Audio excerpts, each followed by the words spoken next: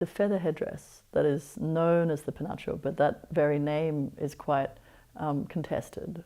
Some would like it to have a Nahuatl name, like Quetzalcoatl, referring to the resplendent feathered serpent that it refers to. So it's a headdress that has feathers and gold and a kind of structure behind it, and it's worn by priests in the Aztec Empire.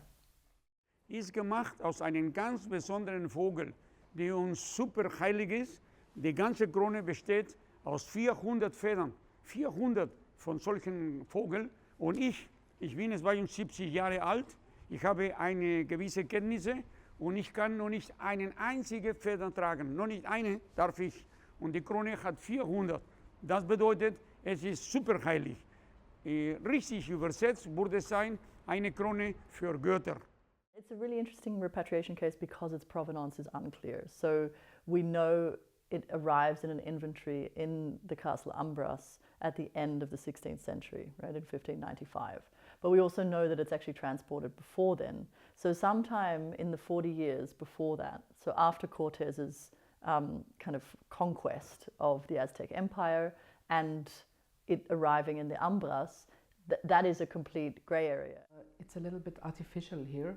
I think it should be there where it came from. It should be there where people who see it also have an emotional, spiritual, historical connection to it, and that's not so much the case in Vienna. I wasn't aware that this specific object was not in Mexico. Like, for me it was easier to think that it was lost forever than to think that it was in another country and that it was being shown in a museum. Ich bin gekommen, weil hier in Wien ist eine Krone gemacht aus Federn und Gold, die nach Mexiko gehört. Genau deswegen. Und ich mache das seit 40 Jahren, immer wieder, jedes Jahr, weil diese gewisse Zeit, dass es nach Mexiko zurückkehrt, es ist schon gekommen. The arguments against the repatriation of the headdress include a kind of fallacy that it's too fragile to transport, and this was created with hard science kind of backing up political will, I would say. You know, there's a technological excuse for a political lack of will. But the argument is very strong because the argument is basically if we move it, it will fall apart. So no one will have anything of this object if there's nothing left, you know, if it's just a pile of bits of feathers. Gestern habe ich gesprochen hier mit dem Direktor. Für mich war er ein sehr netter Mensch. Ein Mensch, der möchte Gerechtigkeit. Er hat gesagt, dass würde die Krone zurückgegeben, wenn wir beweisen können, dass die Federkrone transportfähig ist. Weil der gesagt hat, dass nicht transportiert werden kann, war ein Österreicher und nicht ein Mexikaner. By October, indeed, we had a meeting in the World Museum and got all the explanations and of course got lots of evidence that it is impossible to transport at all.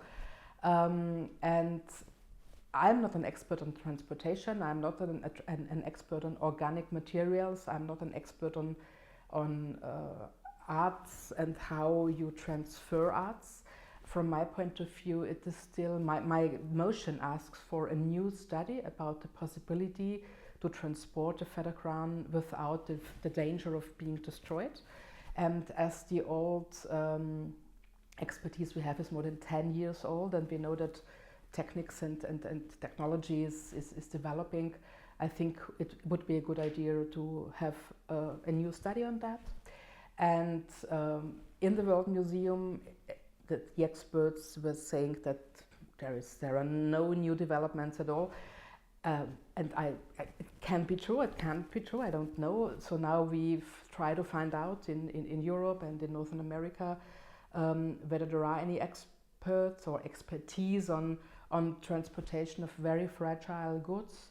And if we have some expertise and say, okay, that could also fit to the feather crown and their transportation, then I think we really have no reason anymore to adjourn my motion, but really to have a new study on that.